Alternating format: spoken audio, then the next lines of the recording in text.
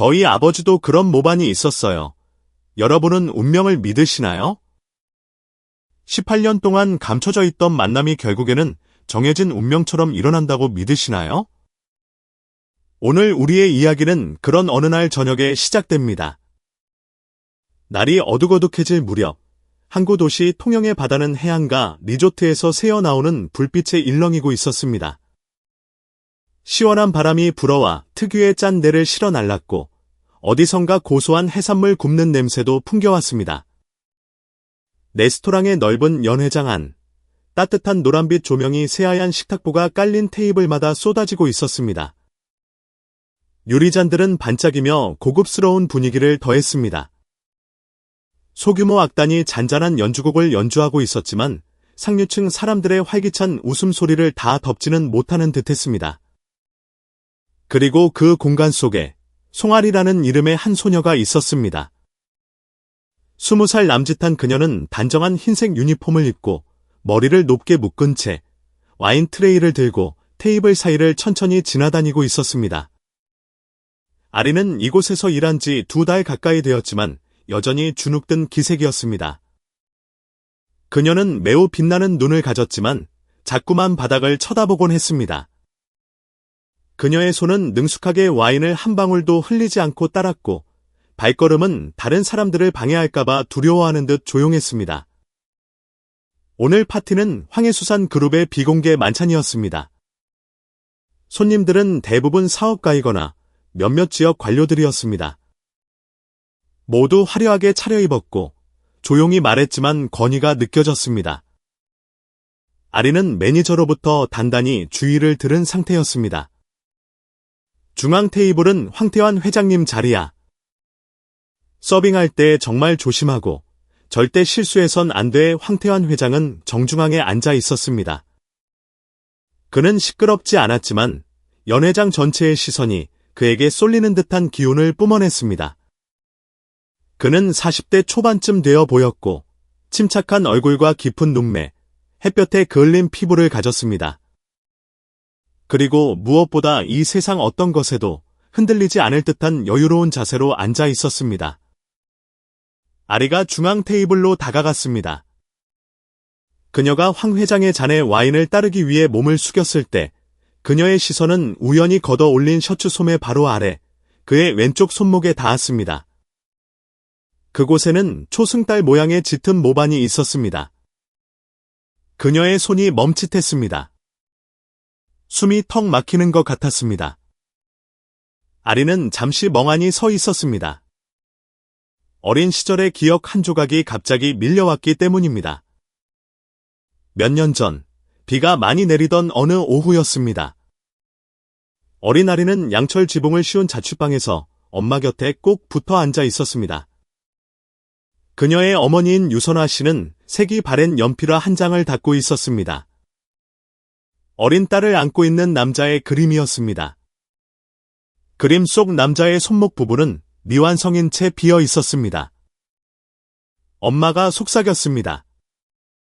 내 아버지도 여기 꼭 초승달 같은 모반이 있었단다.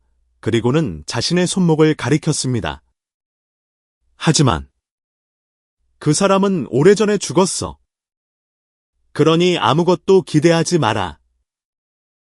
그때 겨우 8살이었던 아리는 그저 고개를 끄덕일 뿐이었습니다. 아버지가 돌아가셨다고 하면서도 왜 엄마가 골목에 차가 멈추는 소리가 들릴 때마다 창밖을 내다보는지 이해할 수 없었습니다. 그 기억을 아리는 아주 깊숙이 마음속 맨 밑바닥에 숨겨두고 감히 다시 꺼내지 않았습니다. 그런데 지금 그 모반이 너무나도 선명하게 바로 눈앞에 있었습니다. 생각할 겨를도 없이 그녀는 자신도 모르게 불쑥말이 튀어나왔습니다.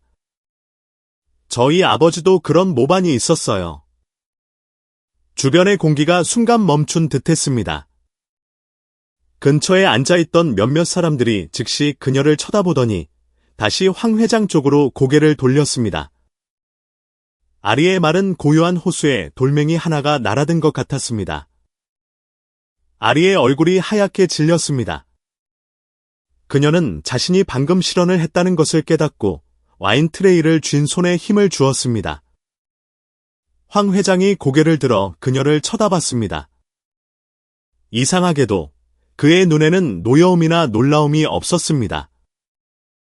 그저 누군가 자신의 과거의 문을 가볍게 두드린 듯 텅 빈 듯한 먼 시선만이 담겨 있었습니다.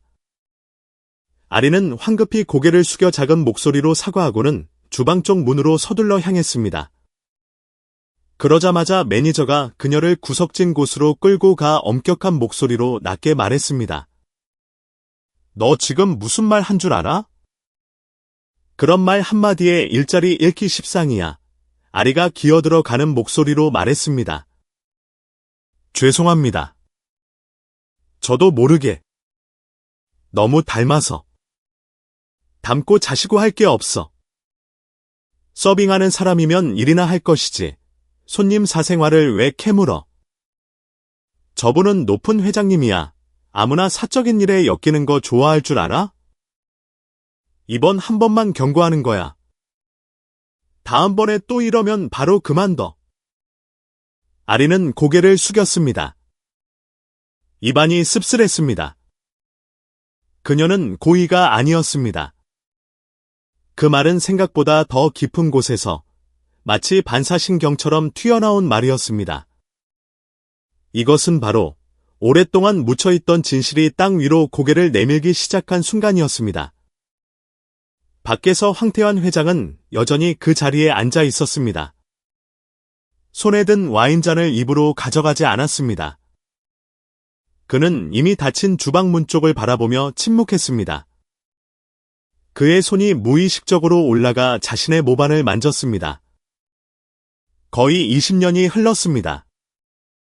그는 청춘의 나날을 함께 보냈던 여자, 선화의 말을 아직 기억했습니다.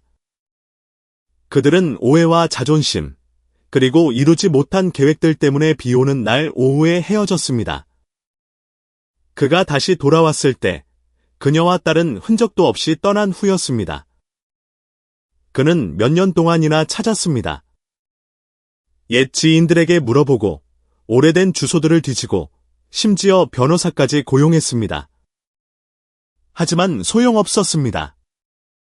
모든 흔적이 깨끗이 지워진 듯했습니다. 그가 직접 그린 스케치 한 장만 남았습니다. 어린 딸을 안고 있는 남자, 그리고 미처 다 그리지 못한 손목 부분. 그는 그 그림을 오늘날까지 간직하고 있었습니다. 파티가 끝나고 손님들이 모두 돌아갔습니다. 황 회장은 자리에 남아 있었습니다. 그는 매니저에게 조용히 물었습니다. 아까 그 여직원 이름이 뭡니까? 아, 송아리라고 합니다. 여기 온 지 한 달 좀 넘었고 바닷가 쪽 골목에서 고향 친구들하고 같이 자취하고 있습니다. 그는 아무 말 없이 고개만 끄덕였습니다. 와인잔은 그대로였습니다. 밤이 깊어지자 어시장 옆 작은 골목은 점차 정적에 잠겼습니다. 멀리서 파도 소리가 아련하게 들려왔습니다. 아리는 오래된 액젓 공장 옆에 위태롭게 붙어있는 허름한 단칸방으로 돌아왔습니다. 짭조름한 소금 냄새가 바람을 타고 방 안으로 스며들었습니다. 작은 목조 테이블 위에는 우럭으로 끓인 매운탕 한 그릇이 김을 모락모락 피우고 있었고 그 옆에는 파릇하게 데친 나물 한 접시가 놓여 있었습니다. 50대 여성인 자경 아줌마는 피 한 방울 섞이지 않았지만 아리가 갓난아기일 때부터 키워준 분이었습니다. 그녀가 밥상을 내오며 말했습니다. 왔어. 많이 힘들었니? 아리는 고개를 저었습니다. 그녀는 천천히 밥을 먹었지만 목이 메어왔습니다. 머릿속에는 낯선 남자의 손목에 있던 모방과 내 아버지는 죽었어. 아무것도 기대하지 마. 라던 엄마의 옛말이 계속 맴돌았습니다. 자경 아줌마가 아리의 밥그릇에 생선살을 발라 올려주며 나지막이 말했습니다. 누가 무슨 말을 하든 내 마음 흔들리지 않게 잘 잡아. 남들이 하는 말은 그냥 한 귀로 듣고 한 귀로 흘려버려. 남들 말에 내 마음이 닳게두지 마. 알았지? 아줌마는 항상 그렇게 말했습니다. 이웃들이 아버지가 없는 아이라고 수군거릴 때마다, 학교에서 친구들에게 놀림을 당할 때마다 그 말들은 아리의 어린 시절 내내 든든한 우산이 되어 주었습니다. 하지만 오늘 밤만큼은 그 우산이 아리의 마음속 혼란을 다 가려주기엔 역부족인 듯했습니다. 식사를 마친 아리는 홀로 앉아 있었습니다. 잠시 후 그녀는 자리에서 일어나 낡은 나무장을 열고 모서리가 다른 작은 상자 하나를 꺼냈습니다. 엄마인 선아 씨가 내가 다 컸다고 생각될 때 열어보렴 하고 당부했던 상자였습니다. 지난 10년 동안 아리는 두렵기도 하고 엄마의 말을 존중하는 마음도 있어서 감히 열어보지 못했습니다. 하지만 지금 그녀의 마음은 마치 무언가에 이끌린 듯했습니다. 진실이 고통스럽더라도 알아야만 했습니다. 그녀가 상자 뚜껑을 열었습니다. 안에는 누렇게 변한 종이 몇 장과 미처 다 완성하지 못한 손수건, 그리고 낡은 사진 한 장이 들어 있었습니다. 아리는 맨 위에 놓인 편지를 집어 들었습니다. 급하게 쓴 듯한 삐뚤빼뚤한 글씨였습니다. 그녀는 떨리는 손으로 읽어 내려갔습니다. 선아에게. 내가 잘못했어. 그렇게 떠난 거, 내가 잘못한 거 알아. 하지만 그때는 도저히 너와 아이를 볼 낯이 없었어. 항구에서 일하다가 배를 타고 멀리 나갔어. 이제 겨우 좀 안정이 돼서 딱 한 번이라도 너와 아이를 다시 만나고 싶어. 만약 이 편지를 읽게 되면 아이에게 내가 죽었다고 말하지 마. 아직 어리지만 자기 아버지가 누군지는 알 권리가 있으니까. 여기까지 오자 글씨가 떨리기 시작했습니다. 마지막 줄에는 겨우 몇 단어만 적혀 있었습니다. 내가 찾으러 갈게 날짜도, 끝맺음도, 답장도 없었습니다. 아리는 멍해졌습니다. 그녀의 손이 편지를 꽉 움켜쥐었습니다. 처마 밖에서 갑자기 바람이 불며 진한 액젓 냄새가 훅 끼쳐왔습니다. 그녀의 마음속에는 내 아버지는 죽었어 라던 엄마의 목소리가 맴돌았습니다. 혹시 엄마는 내가 희망을 품지 못하게 하려고 그렇게 말씀하신 걸까? 그녀는 고개를 숙였습니다. 어릴 때부터 지금까지 단 한 번도 엄마에게 아버지에 대해 물어본 적이 없었습니다.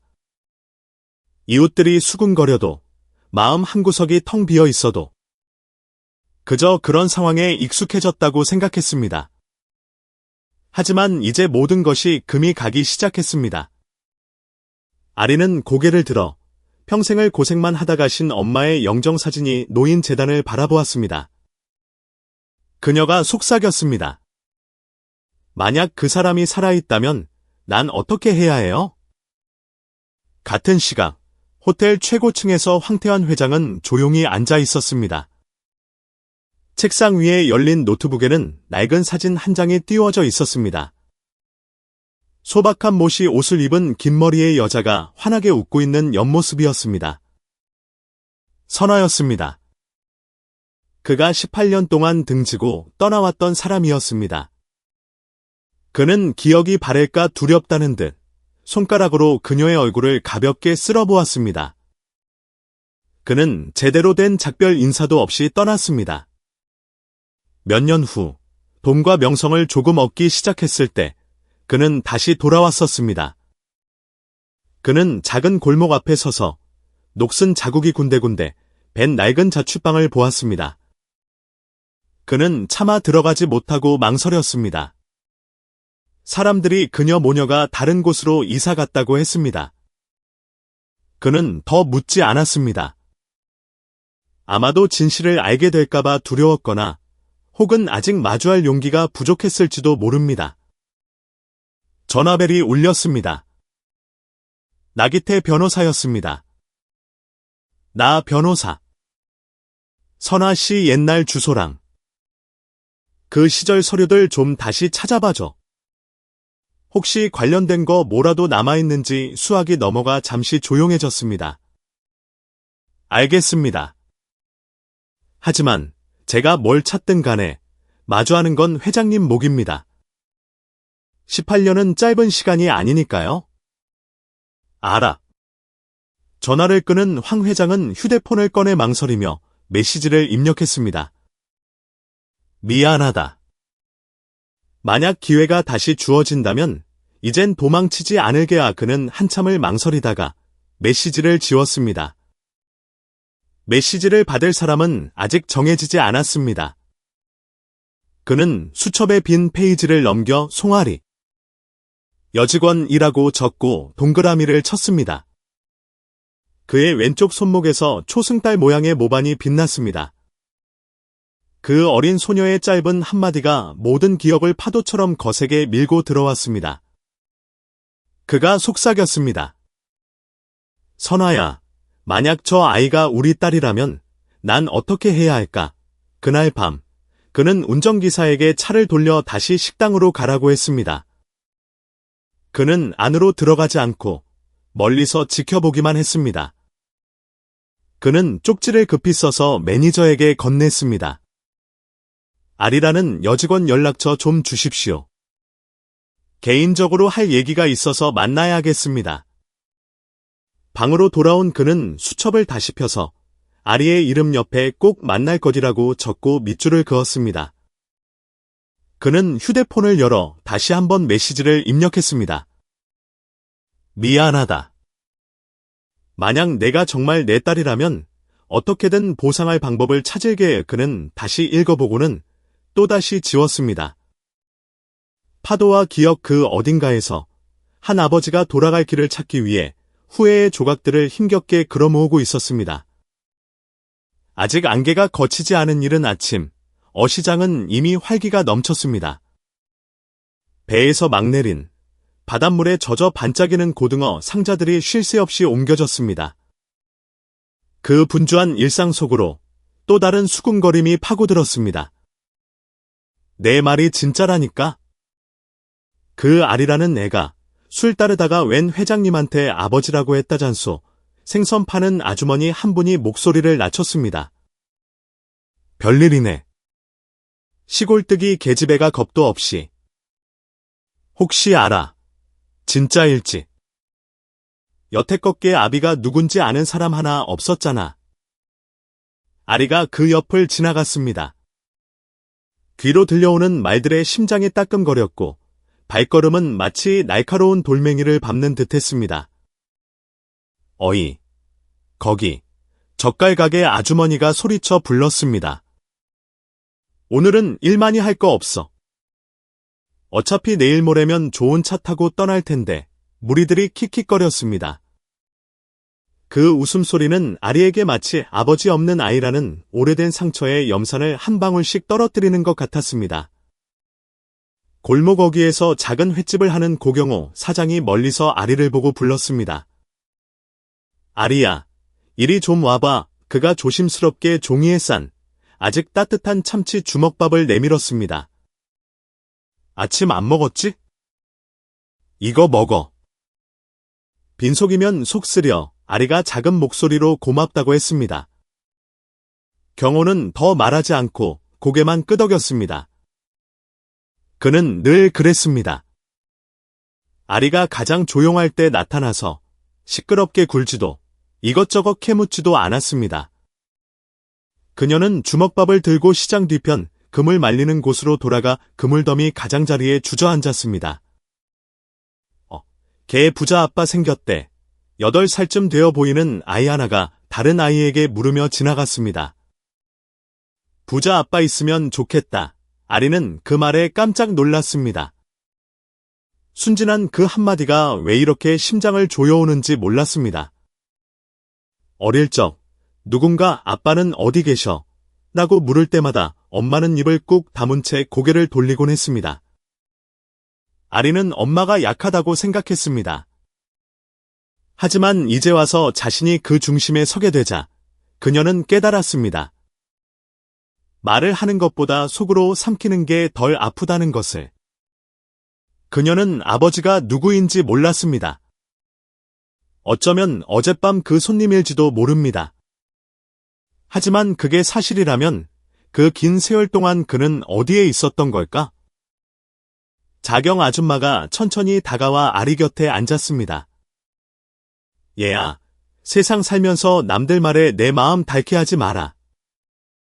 남들이 뭐라든 내가 어떤 사람인지만 알면 되는 거야. 아리는 고개를 살짝 끄덕였습니다. 눈가가 촉촉해졌습니다. 하지만 그녀 안에는 여전히 풀리지 않은 무언가가 남아 있었습니다. 진실은 어디에 있는 걸까? 엄마는 아버지가 돌아가셨다고 했지만 낡은 편지 속의 글씨는 다른 말을 하고 있었습니다. 그녀는 바다 쪽을 바라보았습니다. 진실이 어디 있든 내가 직접 찾을 거야. 그녀는 마치 자신에게 다짐하듯 나지막이 내뱉었습니다. 아리가 막 청소를 마쳤을 때 뜻밖의 메시지가 도착했습니다. 나는 황태환이라고 합니다. 잠시 만날 수 있을까요? 내일 아침 8시 이순신대교 아래 카페에서 봅시다. 그녀는 그 문자 메시지를 뚫어지게 쳐다봤습니다. 황태환이라는 이름은 엄마가 남긴 편지 마지막에 휘갈겨 쓴 서명과 일치했습니다. 아리는 뜬 눈으로 밤을 지새웠습니다. 어렸던 소녀는 이제 낯선 갈림길 한가운데 서 있었습니다. 다음 날 아침, 아리는 낡았지만 깨끗하게 다려진 흰색 셔츠를 입었습니다. 그녀는 다리 기슭에 임시로 지어진 작은 카페로 걸어갔습니다. 카페 안은 텅 비어 있었고 낡은 나무 테이블 몇 개만 놓여 있었습니다. 바닷바람이 틈새로 몰아쳤습니다. 황태환 회장은 정시에 도착했습니다. 고급차도, 경호원도 없었습니다. 그는 문 앞에서 잠시 멈춰서서 심호흡을 한 뒤 안으로 들어섰습니다. 그가 맞은편 의자를 끌어당겨 앉을 때 그의 손이 미세하게 떨렸습니다. 와줘서 고맙다. 아리가 고개를 끄덕였습니다. 내 이름은 태환이다. 지난 18년간 나는 죄지은 사람처럼 살았다. 매일같이 다시 돌아가 너희를 찾을 생각만 했지만 막상 돌아왔을 땐 내 엄마와 내가 어디에도 없었어. 저희 엄마는 아버지가 죽었다고 하셨어요. 아리가 담담한 목소리로 대답했습니다. 그럼 그날 죽은 사람은 누구였던 거죠? 황 회장은 시선을 떨궜습니다. 나약했던 나였다. 그해 나는 가족들의 뜻을 따랐어. 우리 어머니는 액젓 공장에서 일하는 여자를 며느리로 받아들일 수 없다고 하셨지. 만약 그 애를 포기하지 않으면 다시는 엄마라고 부르지도 말라고. 그래서 난 도망쳤다. 만약 그때 제 존재를 아셨다면 곁에 남아주셨을까요? 아리가 그의 말을 자르며 그의 눈을 똑바로 쳐다보았습니다. 황 회장은 순간 말문이 막혔습니다. 그는 선화의 모습을 떠올렸습니다. 저렇게 빛나던 눈동자를. 그때는 몰랐어. 그리고 만약 알았다고 해도 그는 말을 삼켰습니다. 아마 여전히 나설 용기가 없는 겁쟁이였겠지? 하지만 나중에 알게 되었을 땐 이미 너무 늦어버렸고. 아리는 침묵했습니다. 저는 돈 필요 없어요. 그녀가 천천히 말했습니다. 신분 같은 것도 필요 없고요. 전 단지 진실을 알고 싶을 뿐이에요. 그리고 만약 정말로 잘못을 바로잡고 싶으시다면 이렇게 몰래 저를 만나지 마세요.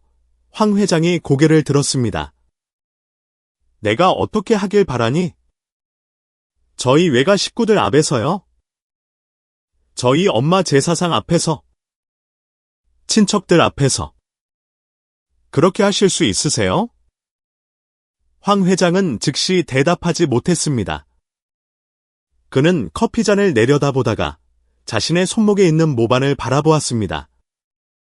그렇게 하마. 내 어머니 제사상 앞에서, 모든 사람들 앞에서 내가 해야 할 말들을 하겠다. 아리가 자리에서 일어나 테이블 위에 커피갑을 올려놓았습니다. 전 말이 아니라 행동을 기다리겠습니다. 그녀는 등을 곧게 펴고 걸어 나갔습니다. 뒤에 남겨진 황 회장은 움직이지 않았습니다. 그는 또다시 딸이라고 부를 수 있는 기회를 잃어버릴까봐 두려웠습니다. 그날 아침은 하늘이 흐렸습니다. 아리는 자경 아줌마와 함께 허 이장님 댁에 앉아 있었습니다. 그는 70세가 넘은 전직 이장이었습니다. 그가 떨리는 손으로 누렇게 바랜 서류 뭉치를 내밀었습니다. 이건 내가 이장할 때부터 갖고 있던 거야. 종이도 낡고 글씨도 바랬지만 읽어보면 옛날 사정을 알 수 있을 게야. 아리가 서류철을 받아들었습니다. 안에는 그녀의 낡은 출생 신고서가 있었습니다. 종이는 이미 바스러질 듯했습니다. 그녀는 아버지의 이름을 적는 칸을 보았습니다. 텅 비어 있었습니다. 허 이장님이 혀를 찼습니다. 그때 내 엄마가 이 서류를 들고 와서 신고를 했지. 근데 아비 쪽 칸은 같이 와서 확인해 줄 사람이 없었어. 옛날엔 이런 거 신고하려면 복잡했거든. 아비 쪽 호적이 있어야 했는데 그 황신의 집은 그때 어디로 이사를 가버렸는지 아무도 몰랐어. 옆에 앉아있던 이웃 아주머니가 눈시울을 붉히며 말했습니다. 그때 내 엄마가 남들한테 패 끼치기 싫어했어. 그냥 아비 칸은 비워두고 내 새끼는 내가 키우면 된다고 그렇게만 말했지. 허 이장님이 수취인 불명 우체국 반송이라는 붉은 도장이 찍힌 거의 20년 전의 낡은 편지 봉투 하나를 더 꺼냈습니다. 누가 선호 앞으로 편지를 보냈는데 옛날에 살던 자취방 주소로 보냈더군. 근데 그때 이미 이사를 간 뒤라. 우체부가 여기에 편지를 맡기고 가서 내가 보관하고 있었지. 아리가 떨리는 손으로 편지 봉투를 받았습니다. 그녀가 편지를 열었습니다. 또박또박 쓴 남자의 글씨였습니다. 선아야, 내가 잘못했다. 딱 한 번이라도 너와 아이를 다시 만나고 싶다. 마지막 줄에는 황이라는 서명이 있었습니다. 그녀가 아주머니에게 편지를 건넸습니다. 아주머니는 잠시 멈칫하더니 한숨을 내쉬었습니다. 내 엄마도 이 편지가 온 거 누가 보낸 건지 알고 있었어. 근데 받지를 않더군. 정말 마음이 남아있다면 어떻게든 자기를 찾아낼 거라고. 만약 찾아오지 않는다면 그냥 이대로 다 묻어두는 게 낫다고 했어. 아리는 그 자리에 얼어붙은 듯 앉아 있었습니다. 그녀의 어린 시절은 내 아버지는 죽었다 하는 말과 함께였습니다. 알고 보니 그 말은 엄마가 모든 호기심을 막고 딸이 헛된 기대를 품고 자라지 않게 하려고 사용한 방패였던 것입니다. 전화벨이 울렸습니다. 나기태 변호사였습니다. 네, 변호사님. 지금 전 이장님 댁에 와 있어요. 아리가 빠르게 말했습니다. 잘 됐군요. 저도 그 당시 우편물 발송 대장을 확인하고 있습니다. 만약 반송 도장이 찍힌 봉투가 있다면 대조해 볼 수 있습니다. 원본 대장을 찾으면 편지가 수취인에게 전달되지 않았다는 증거가 될 겁니다. 네, 부탁드립니다. 전 모든 게 투명하게 밝혀졌으면 좋겠어요. 저희 엄마가 도망쳤다거나 무언가를 숨긴 사람으로 비치길 원하지 않아요. 전화가 끊겼습니다. 아리가 허 이장님을 향해 고개를 돌렸습니다. 이장님, 만약 누가 물어보면 이 사실들을 좀 증언해 주실 수 있으세요? 그가 천천히 고개를 끄덕였습니다. 내가 살아있는 한, 내가 아는 건 똑똑히 말해줄게. 그날 오후, 아리는 서류들을 다시 정리했습니다. 떠나기 전, 그녀는 황 회장에게 짧은 메시지를 보냈습니다. 다가오는 제삿날, 저희 외가 사당으로 와주셨으면 합니다. 저도 그 자리에 있겠습니다. 자경 아줌마가 그녀의 뒷모습을 바라보며 말했습니다. 가서 내 마음 확실히 정하고 오너라. 그 사람이 누구든 조상님들 앞에서 제대로 말할 수 있어야 당당한 사람인 게야. 아리는 고개를 끄덕였습니다. 그녀는 더 이상 버림받은 것을 돌려받고 싶어하는 어린아이가 아니었습니다. 돌아가신 어머니의 명예를 되찾고 싶은 한 여성이었습니다. 유씨 가문의 사당 마당에는 오색 비단천이 바람에 펄럭였습니다. 어촌 마을 전체가 제사를 준비하느라 분주했습니다. 부엌에서 피어오르는 연기, 갓 쪄낸 따끈한 떡 냄새, 그리고 왁자지껄한 대화 소리가 뒤섞였습니다. 아리는 툇마루에 앉아 흰 국화꽃을 정성스럽게 다듬고 있었습니다. 아리가 황 회장을 만났다는 소문은 바닷바람처럼 빠르게 퍼져나갔습니다. 어디서나 사람들이 수군거리는 소리가 들렸습니다. 이웃인 운인의 아주머니가 허리에 손을 얹고 지나가다 슬쩍 물었습니다. 아리야, 듣자 하니 그 높은 회장님이 여기다 무슨 사업하러 왔다는데 정말이냐? 진짜로 뭐 짓기라도 하면 우리 땅은 어찌 되는 거야? 애들은 이 동네 학교 댕기는데 멀리 이사 가야 하는 거 아니냐? 머리가 희끗한 한 늙은 어부가 끼어들었습니다. 나는 리조트랑 포장 공장 짓는다고 들었네? 우리 같은 사람들이 어디 낄 자리가 있겠나? 아리는 잠시 손을 멈췄습니다. 그녀는 사람들이 자신의 사적인 이야기 때문이 아니라 당장에 먹고 사는 문제 때문에 수군거린다는 것을 깨달았습니다. 고경호 사장이 뒤에서 다가와 아리에게 물병을 건네며 작은 목소리로 말했습니다. 네가 불편하면 내가 대신 말해줄게.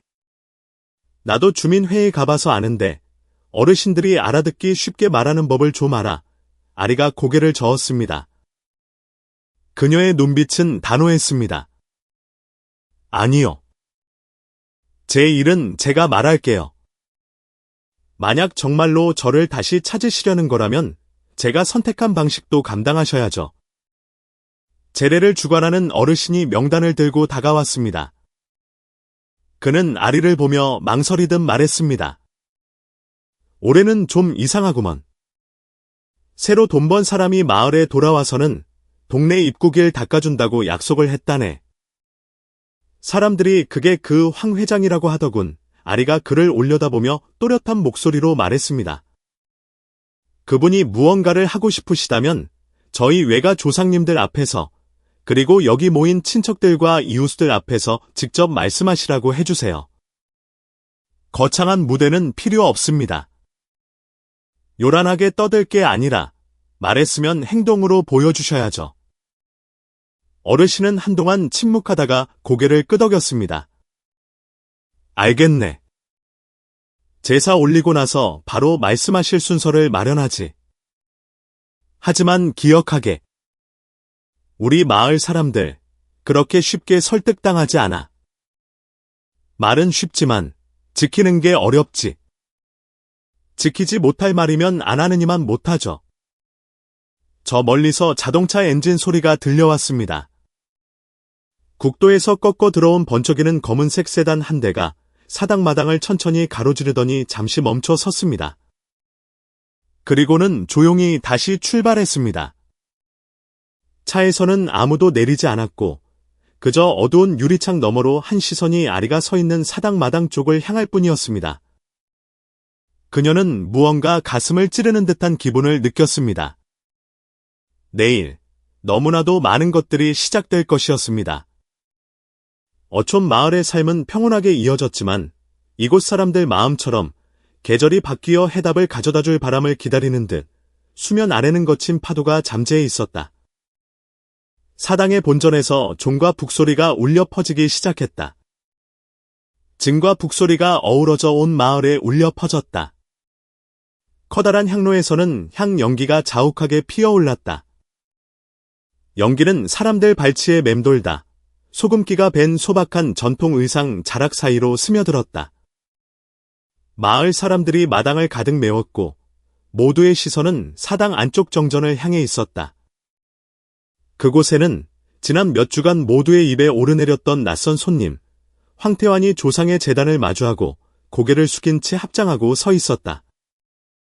그는 목까지 단추를 채운 흰색 셔츠 차림이었고 불을 붙인 향 한 묶음을 들고 있었는데 피어오르는 연기가 눈을 매섭게 찔렀다. 그 옆에는 아리의 다정했던 어머니, 유선화의 재단이 있었다. 그녀의 사진은 외조부모의 사진 옆에 소박하지만 정중하게 놓여 있었다. 황 씨는 조용히 무릎을 꿇고 깊이 머리를 숙였다. 그의 목소리는 크지도 떨리지도 않았지만 낮고 메마르게 울렸다. 오늘 저는 회장으로서 온 것도 협상하러 온 것도 아닙니다. 저는 이곳 조상님들의 재단 앞에 그리고 제가 한때 저버렸던 선아 씨의 일가 친척분들 앞에 섰습니다. 18년간 외면해왔던 제 잘못을 공식적으로 인정하고 사죄드립니다. 군중 속에서 몇 차례 마른 기침 소리가 들렸다. 공간이 무겁게 가라앉았다. 황 씨는 일어서서 깃을 여미며 시선을 피하지 않았다. 저는 용서를 구하러 온 것만이 아니라 책임을 지기 위해 왔습니다. 여러분이 걱정하시는 프로젝트는 모든 절차를 중단시켰습니다.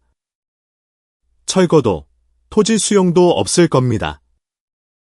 마을 길을 내고 배들이 드나들기 편하도록 작은 부두를 짓는데 후원할 것을 약속드립니다. 하지만 건설 여부는 주민 여러분의 결정에 달려 있습니다. 몇몇 노인이 고개를 끄덕였다. 옛 호적을 관리하는 허 이장은 말없이 은백색 수염을 쓰다듬었다. 옆에 있던 자경 아주머니가 아리의 손을 꼭 잡고 속삭였다. 끝까지 잘 들어보렴. 때로는 고개 숙일 줄 아는 사람이 약한 게 아니란다. 그것은 매우 깊이 있는 말이었다. 용기란 두려움이 없는 것이 아니라 과거 자신의 비겁함이 불러온 결과를 마주하는 것이었다. 아리는 침묵했고 애써 평정을 유지하려 했다. 황 씨가 그녀를 향해 돌아섰지만 차마 시선을 오래 마주치지 못했다. 아리야, 내가. 단 한 번도 감히 입에 담지 못했던 말을 하고 싶구나. 그는 망설이다 입술을 굳게 다물었고 이내 모든 용기를 끌어모은 듯 메인 목소리로 말했다. 너는 내가 평생 단 한 번도 제대로 이름을 불러볼 기회가 없었던 내 아이란다. 군중 속에서는 더 이상 의심의 눈초리가 아닌 진지한 경청의 분위기가 흘렀다. 근처에 서 있던 고경호는 아리를 바라보며 그녀의 눈에 어떤 빛이 스치는 것을 보았다. 그녀는 옷자락을 잡고 있던 손을 풀고 사람들 사이에서 빠져나와 조용히 섬돌 위로 올라섰다. 아리는 그곳에 서서 황 씨를 마주 보다가 이내 재단을 향해 돌아섰다. 그녀는 어머니의 영정을 떠나지 않는 눈으로 바라보며 조용히 향 하나를 피워 올렸다. 엄마, 오늘 저 사람이 하는 말 다 들었어요. 그녀는 다시 황 씨를 정면으로 바라보았다. 목소리는 높지 않았지만 짠 바닷바람처럼 한 글자 한 글자가 분명했다. 저는 돈도 필요 없고 크고 좋은 집도 필요 없어요. 그저 진실이 제자리에 놓이길 바랄 뿐이에요. 만약 아저씨가 진심이라면 저와 함께 해주세요. 아버지와 딸이라는 이름이 아니라 서로에게 사과 한마디를 빚진 사람으로서요. 그녀가 섬도를 한 계단 한 계단 내려왔다. 멀리서 풍어제의 북소리가 흥겹게 울려 퍼졌다. 마을 사람들은 웅성거리기 시작했다. 더 이상 비웃음이 아닌 수군거림이었다. 아리 저거 똑똑하네. 처신할 줄도 알고 제 어미 체면도 세워주고. 황 씨는 아리가 뱉은 말 한마디 한마디에 그 자리에 못 박힌 듯 서 있었다. 그의 두 손은 힘없이 늘어뜨려져 있었다. 어쩌면 그에게는 이 정도의 순간조차 지난 18년간 감히 꿈도 꾸지 못했던 은혜였을 것이다. 이곳에서 사과의 말은 가장 정확한 순간과 장소에서 터져나왔다. 밤이 깊어 아리는 액적 공장 뒤편에 초라하게 자리한 단층 새 방으로 돌아왔다. 이런저런 생각들로 가득 찬 침묵 때문에 방 안은 더욱 넓게 느껴졌다. 아리는 문 앞에 멍하니 앉아 벽에 등을 기댔다. 해안에서 불어오는 바람의 짭짤한 젓갈 냄새가 실려왔다. 자경 아주머니가 찬밥 한 그릇과 저녁에 먹다 남은 고등어 조림을 들고 와 그녀 곁에 앉았다. 속이라도 좀 덮여라. 아리는 밥그릇을 받아 들었지만 밥알 몇 개를 깨작거리다 이내 내려놓았다. 자경 아주머니가 나직이 한숨을 쉬었다. 내가 지금 얽힌 일이 쉬운 일은 아니지. 근데 이 늙은이가 살아보니 알겠다. 입은 달콤한데 속은 시커먼 사람도 있고 아무 말 안 해도 묵묵히 100마디 고운 말보다 더 많은 걸 하는 사람도 있지. 잠시 후 아리가 마당으로 나섰다가 문지방에 놓인 비닐봉투에 발이 걸릴 뻔했다. 봉투를 열어보니 상표도 뜯지 않은 향 좋은 쌀 한 포대와 새 식용유 한 병이 들어 있었다. 그 옆에는 손으로 쓴 작은 쪽지가 있었다. 작은 정을 보낸다. 말없이 아리의 심장이 가볍게 떨렸다. 보낸 사람의 이름은 없었지만 그녀는 누구인지 알 수 있었다. 자경 아주머니가 고개를 내밀었다. 어머, 누가 가져다 놨니? 아리는 그저 고개를 저었지만 마음속으로는 분명히 알고 있었다. 그 남자가 자신의 삶 속으로 걸어 들어오려 하고 있었다. 돈이 아니라 존재함으로써. 아주머니, 아리가 작게 불렀다. 만약 엄마와 저를 버렸던 사람이 지금 다시 돌아온다면? 저는 어떻게 해야 해요? 자경 아주머니는 입맛을 다시며 먼 곳을 바라보았다. 내가 감히 조언을 할 순 없지. 다만 내 엄마가 살아있을 때 이런 말을 한 게 기억나. 사랑하든 안 하든 내 아비는 맞지만 용서를 강요하지는 마라. 내 마음이 선택하게 돌아. 밤이 깊어갔다. 아리는 집으로 들어와 쌀을 넣어두려고 벽장을 열다가 어머니가 남긴 손수건을 발견했다. 손수건은 낡았고 H, 황 씨의 성, 라는 글자가 절반쯤 수놓아져 있었다. 미처 끝내지 못한 실과 바늘이 그대로 꽂혀 있었다. 그녀가 손수건을 꺼내자 오래된 기억의 조각이 되살아났다. 언젠가 어머니가 손수건에 술을 놓으며 웃으며 말했었다. 나중에 우리 딸이 크면 알게 될 거야. 엄마는 그냥 손수건을 수놓는 게 아니라 믿음을 수놓는 거란다. 그때 문을 두드리는 소리가 들렸다. 경호였다. 그는 처마 밑에 서 있었는데 재킷이 비에 흠뻑 젖어 있었다. 손에는 둥글게만 종이를 들고 있었다. 내일 아침 읍사무소에서 마을 땅 관련해서 회의가 있대. 너도 오라고 했어.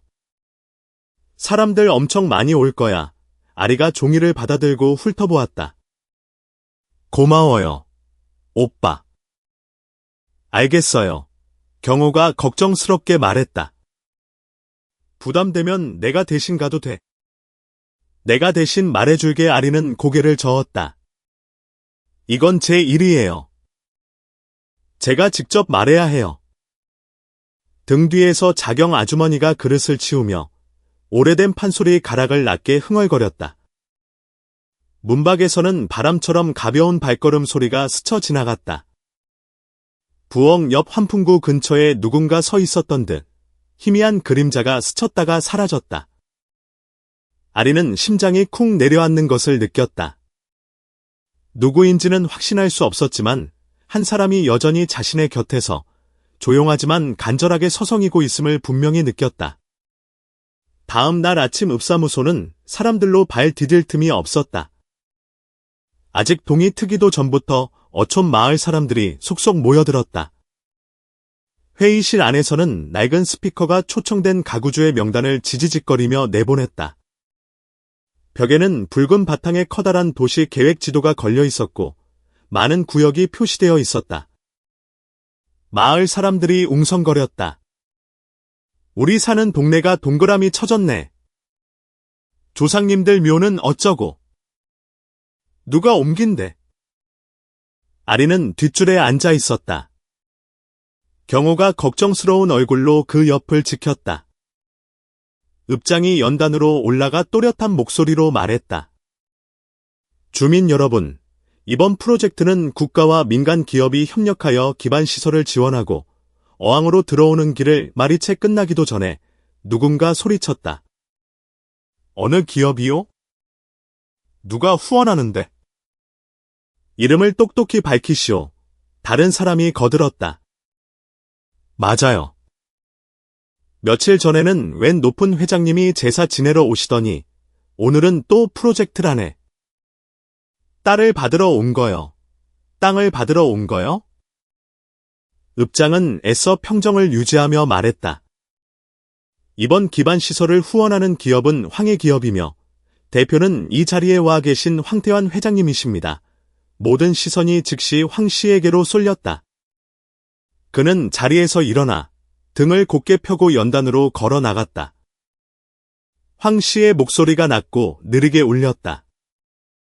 저는 땅을 가지러 온 것이 아닙니다. 주민 여러분의 뜻에 따라 길을 내고 부두를 만들겠습니다. 땅은 주민 여러분의 것입니다. 다르게 말하는 분이 있다면 증거를 내놓으십시오. 회의장 뒤편에 있던 한 지적과 공무원이 갑자기 앞으로 나오며 서류 뭉치를 들어 보였다. 하지만 여기 기획 서류에 직인이 분명히 찍혀 있습니다. 회장님 회사 이름이 시행사로 되어 있습니다. 시청에서 내려온 문서입니다. 아니 땐 굴뚝에 연기 날까요? 황 씨가 연단에서 내려와 손을 내밀었다. 보여주시오. 그는 빠르게 서류를 넘기다가 세 번째 장에서 눈을 멈췄다. 황해 그룹이라는 이름이 선명하게 인쇄되어 있었고 그 아래 서명이 있었지만 자신의 필체가 아니었다. 아리가 벌떡 일어났다. 아저씨가 언제 여기에 서명했어요? 황 씨가 고개를 들었고 아리와 눈이 마주쳤다. 그의 심장이 죄어왔다. 내가 한 서명이 아니다. 몇몇 부인들이 속삭였다. 어이구, 일 크게 만드네. 모녀가 만난 지 얼마나 됐다고 벌써 이렇게 시끄러워. 혼란스러운 와중에 경우가 아리 귀에 대고 속삭였다. 도장이 진짜라고 서명이 진짜인 건 아닐 거야. 침착하게 들어 아리는 손안의 종이를 꽉 쥐었다. 그녀는 공무원을 향해 돌아섰다. 누가 서류를 위조한 거죠? 명확히 밝혀주세요. 만약 황해기업이 이름을 도용당한 거라면 조사가 필요합니다. 하지만 정말 그분이 서명한 게 맞다면 저희는 그 이유를 알 권리가 있습니다. 그날 밤 바람이 거세게 울었다. 아리는 어머니의 낡은 나무 괴짝 앞에 고개를 숙이고 앉아 있었다. 그녀는 괴짝 바닥을 더듬어 겉면에 만약 언젠가라고 쓰인 누렇게 바랜 낡은 편지 봉투 하나를 찾아냈다. 봉투를 열자 부드러우면서도 힘이 실린 어머니의 필체가 드러났다. 태환 씨, 당신이 어딘가에 살아있을 거라 믿어요.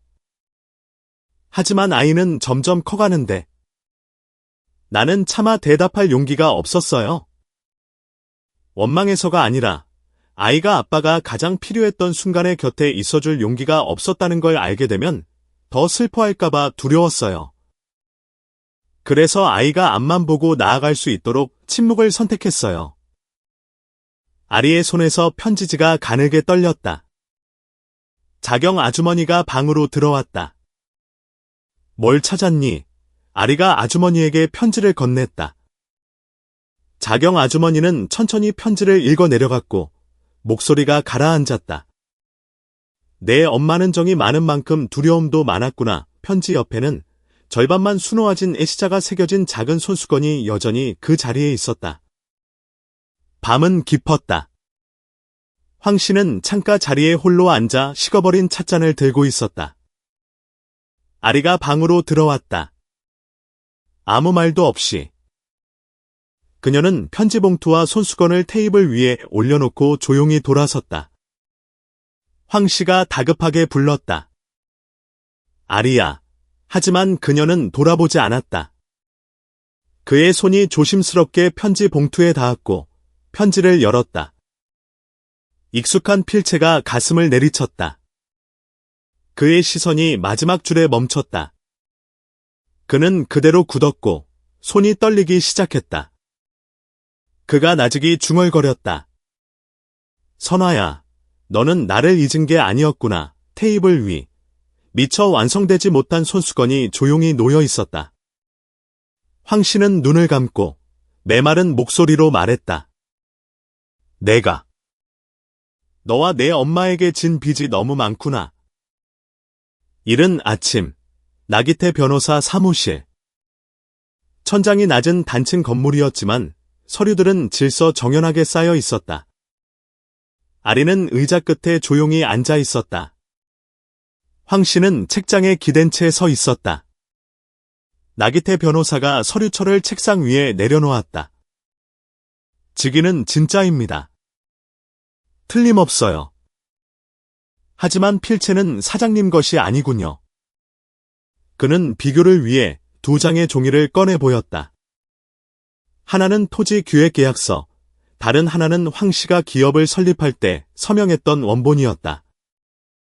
사장님 성의 황자는 항상 왼쪽으로 기울어지면서 끝부분을 살짝 감아 올리는 버릇이 있습니다. 그런데 여기 나 변호사가 위조된 서류를 손가락으로 두드렸다. 이건 아주 꼿꼿하고 끝맺음이 급하게 끊겨 있죠. 이건 연습한 필체입니다. 황 씨가 주먹을 꽉 쥐었다. 누군가 내 회사 이름을 빌려서 주민들 땅을 가로채려 한 겁니다. 서류를 위조한 거예요. 나 변호사가 고개를 끄덕였다. 바로 이에 신청서 작성하고 전체 서류 감정 요구하겠습니다. 아리가 황 씨를 향해 돌아섰다. 그녀는 그의 눈을 똑바로 바라보며 단호하게 말했다. 전 아저씨 믿어요. 단 3마디였다. 황 씨는 숨이 멎는 것 같았다. 그토록 하고 싶었던 모든 변명이 그 한마디에 담긴 눈빛 속에 모두 녹아내렸다. 바로 그때 복도에서 다급한 발걸음 소리가 들리더니 유리창 너머로 그림자 하나가 스쳐 지나갔다. 샌들을 찍찍 끄는 소리가 들리더니 이내 사라졌다. 문 가까이 앉아있던 경호가 미간을 찌푸렸다. 아까부터 누가 엿듣고 있었어요. 그림자가 좀 이상했는데 나기태 변호사가 한숨을 쉬었다. 우리가 진실에 다가갈수록 누군가는 초조해지겠죠. 밥줄이 걸린 문제라 저쪽도 막 나갈 겁니다. 저녁이 되자 소문은 바닷바람처럼 빠르게 퍼져나갔다. 내일 굴착기가 염전을 강제로 밀어버린대. 마을 입구의 다방은 평소와 달리 붐볐다. 담배 연기와 커피 냄새가 자욱했다. 아리는 안쪽에 앉아 있었고 경호가 그 곁을 지켰다. 황 씨도 무거운 표정으로 자리를 지키고 있었다. 갑자기 구두 소리가 울렸다. 머리에 기름을 발라 넘긴 키 큰 남자가 들어섰다. 황 씨의 옛 동업자였던 조종대였다. 그는 태연하게 빈 테이블에 앉아 담배에 불을 붙이고는 도전적인 눈빛으로 주위를 둘러봤다. 너무 늦게 왔나, 태환 씨? 이 해안가 땅은 이제 내 손에 들어왔는데. 이제 와서 뭘 어쩌시겠다고? 다방 안의 모든 소리가 멈췄다. 그럼 진짜였어. 황 씨는 화내지 않았다. 그는 조종대의 테이블로 다가갔다. 당신이 내 회사 이름으로 그 서류에 서명한 거요. 조종대가 비웃음을 터뜨리며 서류 뭉치를 테이블에 내던졌다. 직인 찍힌 서류가 여기 있소. 모르는 사람이 보면 당신이 겁먹어서 숨겨둔 딸자식까지 끌어들인 줄 알겠어.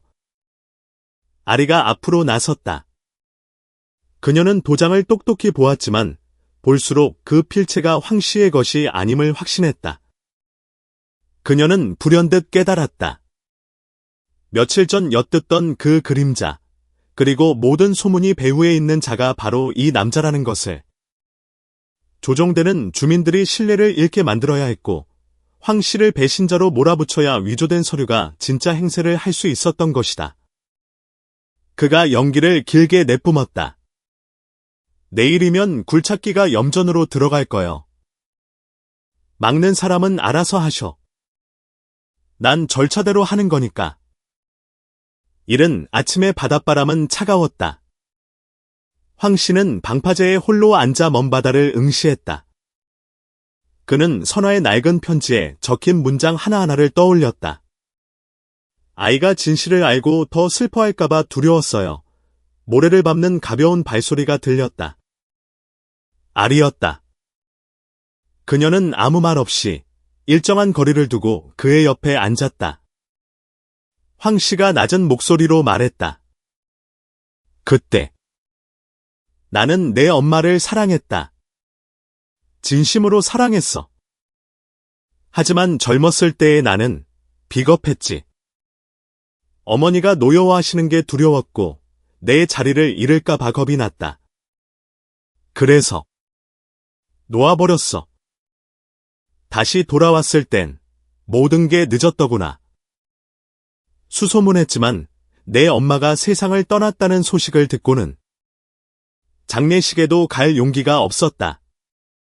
너를 무슨 얼굴로 봐야 할지 몰랐으니까. 아리가 그를 바라보았다. 그녀의 표정이 조금씩 부드러워졌다. 그녀는 이제야 책임을 지는 법을 배우는 한 아버지를 보고 있었다. 그는 천천히 재킷 주머니에서 낡은 손수건 한 장을 꺼냈다. 이건 내 엄마 물건이다. 널 가졌을 때 내 엄마가 수놓던 거야. 미처 다 끝내지 못했지. 나에게 간직해달라고 했었다. 너에게 용서를 구하진 않겠다. 다만 곁에 있게만 해다오. 아리가 숨을 깊게 들이마셨다. 그녀는 손을 뻗어 손수건을 가볍게 만졌다. 언젠가는 소리치고 원망할 거라 상상했었다. 하지만 지금 남은 것은 오직 이 존재뿐이었다. 그녀가 고개를 돌렸다. 목소리가 파도 소리처럼 작게 떨렸다. 아빠, 목구멍에 걸려있던 한마디였지만 입 밖으로 나오자 바람처럼 가벼워졌다. 황 씨의 눈시울이 붉어졌다. 바로 그때 샌들 끄는 소리가 요란하게 들렸다.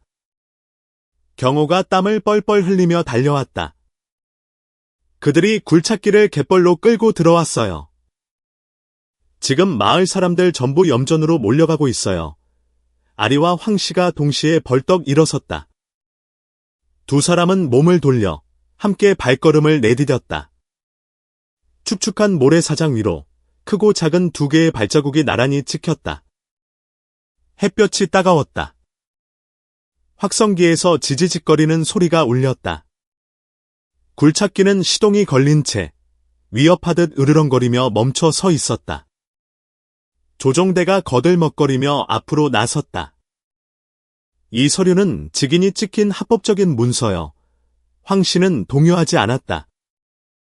그는 나기태 변호사를 향해 고개를 끄덕였다. 나 변호사가 필적대조 자료를 들고 또렷한 목소리로 말했다. 여러분, 자세히 보십시오. 황태환 사장님의 황자는 항상 왼쪽으로 기울어집니다. 하지만 여기 조종대 씨 측 서류에 있는 황자는 꼿꼿이 서 있고 끝맺음이 거칠죠. 동일하지 않습니다. 여기저기서 웅성거리는 소리가 터져나왔다. 필체는 거짓말을 못하지. 아리가 앞으로 나섰다. 저희는 이미 필적 감정을 의뢰했습니다. 하지만 오늘 저희는 이 자리에서 분명히 밝힙니다. 저희 중 누구도 이런 불분명한 프로젝트를 위해 마을 땅을 내어주는데 동의하지 않았습니다.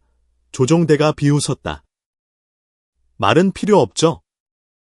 여기 서류가 있는데 황 씨가 말을 끊고 단호한 목소리로 외쳤다. 제가 책임지겠습니다. 제 회사는 주민 여러분의 땅을 단 1제곱미터도 요구하지 않을 것을 선언합니다. 저는 주민들의 염원대로 길을 내고 부두를 짓는데 기꺼이 후원하겠습니다. 그리고 그는 숨을 깊게 들이마셨다. 제 아이를 묵묵히 키워준 여성, 유선화의 이름으로 장학재단을 설립하겠습니다. 아리가 고개를 숙였다. 광장은 순식간에 술렁였다. 박수 소리가 터져 나왔다. 일제히 터진 것은 아니었지만 진심이 담긴 박수였다. 그때 날카로운 벨소리가 울렸다. 읍장이 화들짝 놀라며 전화를 받았다. 그의 목소리가 떨렸다. 네. 듣고 있습니다. 네. 시청에서. 네. 서류 감사를 위해 모든 시공을 잠정 중단하라는 지시가 굴착기의 엔진 소리가 갑자기 뚝 끊겼다. 조종대는 사색이 되어 주위를 둘러보더니 몇 걸음 뒷걸음질 치다 이내 몸을 돌려 사라졌다. 바람이 불어 소금 향기를 실어 날랐다. 그늘 아래서 자경 아주머니가 쟁반에 찬물을 담아 사람들에게 일일이 나눠주었다. 등 뒤에서 황 씨가 나직이 물었다. 이제 마음이 좀 편해졌니? 아리는 대답하지 않았지만 그녀의 눈빛은 한결 부드러워져 있었다. 늦은 오후, 자경 아주머니네 집 처마에 걸린 부겐빌리아 사이로 바닷바람이 스쳤다. 마당에는 소박한 밥상이 차려졌다. 갓 졸인 고등어 조림이 구수한 냄새를 풍겼고 데친 나물은 파릇했다. 자경 아주머니가 인자하게 웃었다. 밥때가 되어 이렇게 다 같이 둘러앉으니 속이 다 든든하네. 아리는 아주머니 곁에 바싹 붙어 앉았다. 경호는 서둘러 수저를 한 벌 더 놓았다. 황 씨가 그 맞은편에 앉았다. 그는 경호를 바라보며 낮은 목소리로 말했다. 내가 무언가를 바랄 자격이 없다는 건 알지만 고맙네. 나 대신 이 아이 곁에서 힘이 되어 주어서. 경호가 손사래를 치며 순박하게 웃었다. 저야말로 아리한테 도움 많이 받았는데요. 뭘? 서로 돕고 사는 거죠. 누가 누구한테 빚진 게 있나요? 모두가 웃음을 터뜨렸다. 황 씨는 아리를 향해 봉인된 봉투 하나를 조용히 건넸다. 이건 자경 아주머니 편의 장학회에 전달하렴. 내 어머니 이름으로 만들 재단의 보태라고. 내 이름은 적을 필요 없다. 아리는 봉투를 받아들고 가볍게 고개를 끄덕였다. 눈시울이 뜨거워졌다. 자경 아주머니가 고개를 들고 느릿하게 말했다. 오늘 이렇게 다 같이 밥 먹으니 참 좋다. 그깟 이름이나 명분 같은 건 바람에 날려보내도 돼. 그저 각자 자기 마음에 부끄럽지 않게 살면 그걸로 족한 거지. 황 씨가 밥그릇을 들었다. 그의 목소리가 갈라졌다. 18년 만이다. 내 아이와 이렇게 겸상을 하는 게. 아리가 고개를 들었다. 그녀의 눈빛은 따뜻했다. 오늘 밥, 간이 아주 잘 맞네요, 아빠. 황 씨는 순간 멈칫했다. 주머니 속에서 전화기가 가볍게 진동했다. 메시지 알림이 반짝였다. DNA 검사 결과가 나왔습니다. 수령하러 오십시오. 그는 화면을 내려다보더니 손가락으로 가볍게 쓸어 화면을 껐다. 서둘러 열어보지도 읽어보지도 않았다. 대신 그는 미소를 지으며 아리를 돌아봤다. 밥 먹자. 그녀가 고개를 끄덕였다. 황혼이 지는 낡은 마당 한가운데 작은 밥상이 놓여 있었다. 요란한 축배도 공식적인 발표도 없었다. 그저 상실을 겪었던 사람들이 지금 함께 앉아 있을 뿐이었다. 어떤 고통은 굳이 말로 꺼내지 않아도 된다. 그저 사람들이 곁에 함께 앉아주는 것만으로도 충분히 치유될 수 있다. 우리 중 많은 이들이 명분이 있어야 사랑받을 자격이 있고 핏줄을 증명해야만 받아들여질 수 있다고 생각한다. 하지만 가장 중요한 것은 어쩌면 일상적인 밥상머리에서 끈질기고 다정하게 존재해주는 것일지도 모른다. 핏줄이란 건 DNA 검사 결과가 증명해주지 않는다. 그저 아무도 남지 않았을 때 묵묵히 곁을 지켜주는 한 사람이 필요한 것뿐이다. 여러분이라면 이름이 불리는 것과 곁을 함께하는 것 중 무엇을 선택하시겠습니까?